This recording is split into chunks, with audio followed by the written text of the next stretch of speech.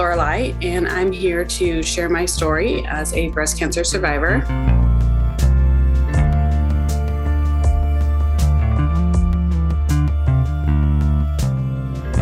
I actually discovered a lump in my armpit in late 2018. And I had a mammogram and an ultrasound, and it was biopsied, and it came back as benign. However, 2 years later, the lump was still there. It was getting bigger. It was starting to worry me, and I was very insistent that my doctors take another look at it. They did find another lesion in the same breast that they wanted to take a closer look at, and they wanted to remove. So I talked them into also removing the first lump that we had found in 2018. When the results came back from the lumpectomy on both of those, the second lesion that they found was actually benign, and the first one back from 2018 ended up being cancer. So all in all, I think I had 3 biopsies, 3 ultrasounds, and 3 mammograms from 2018 until I got my diagnosis in July of 2020. One of my very first thoughts and concerns was, I don't want to lose my breasts. I don't know if it's just vanity or just, this was part of myself that I didn't want to lose. I discussed that with my doctor, my cancer surgeon, and she assured me that we didn't have to do that if I really didn't want to. And at that point, the mass was about the size of a quarter, and it would be really easy to just do a lumpectomy. And then after the first lumpectomy, realizing that there was still cancer in there, we would have to go back and take more out.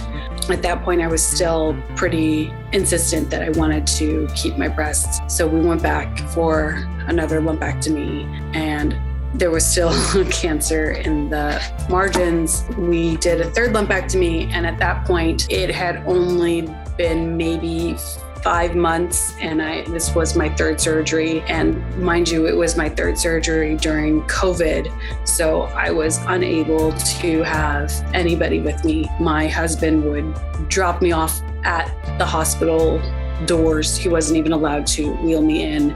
And I was, from that point on, for every single surgery and every single appointment, I was completely on my own. Waking up after surgery completely on my own. I became friends with the nurses. It was really traumatic to have to go through all of these surgeries. After the third one, I just sat down with my doctor, and she kind of said, "This is not working out for you. I think that we have to really consider just doing a mastectomy." At that point, I didn't want to have to keep going through this. There were lobular features to my cancer, which means that it was kind of spiderweb spreading out across my breast. And I was afraid that if we leave anything in there, then 2 years down the road, 3 years down the road, it could spread to other parts of my body, become stage 4, and that's, a lot harder to survive and keep under control. We decided that we would do mastectomy, and not just on one breast, we would remove both of them.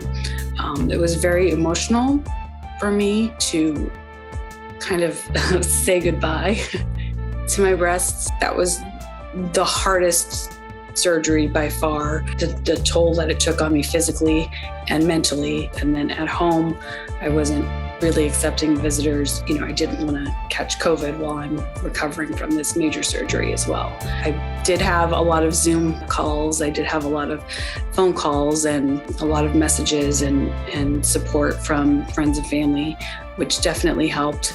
In February, about a month later, I got the pathology back, and they said that I was in remission, that they didn't find any more cancer. It was really great news, but I was very skeptical just because I had gone through so many previous times thinking, okay, this is going to be it. This is the last time that we're going to have surgery, and I'm going to be in the clear. I haven't allowed myself to really completely celebrate. I think that there's a part of me that will always be a little bit afraid of it coming back. And I think that's a very common fear amongst survivors. I keep having to remind myself that I can't live in the fear.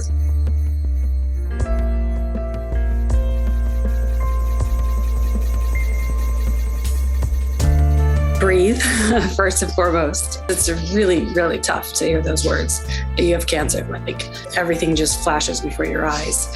Talk with your loved ones, talk with your doctors, but also do your own research. When you're in the office with the doctors, they use a lot of big, scary words, and it can be really hard to advocate for yourself because you're just frozen, freaking out. All you can hear, is the word cancer, and you don't really hear much after that. Reach out to other people that are going through this or have gone through this. There's so much support out there for people that are just getting their diagnosis and going through treatment. I reached out to a lot of groups on Facebook, and it was such a wealth of information and support and knowledge, and just feeling like you're not alone going through this was so absolutely helpful. Ask a lot of questions, get all of your lab work, get all of your diagnosis, get all of your testing, get copies of that so that you can reference it later, get as much information as you can. It really helps you take a little bit of the power back in a really helpless feeling situation. It's really important to be your own advocate. Yes, these doctors, they do know what they're doing, but you know your body better than they do. If you feel like there is something wrong, or you feel like this treatment isn't going right for you, or this medication isn't right for you, really speak up and really let your doctors know. And if your doctor doesn't listen, get a second opinion, change doctors if you can. I think it's really, really important for your mental health as well as your physical well-being that you get doctors that actually acknowledge that you may know something that they don't know.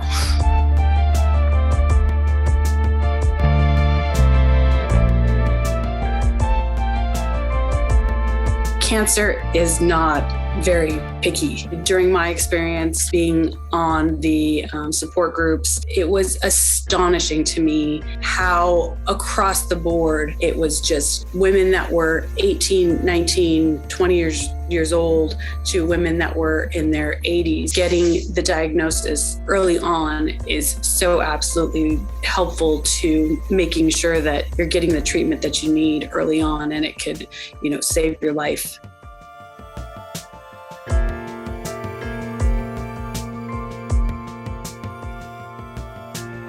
Before I had my diagnosis, I was pretty consumed, as a lot of people are, with work, and just the mundane things in life.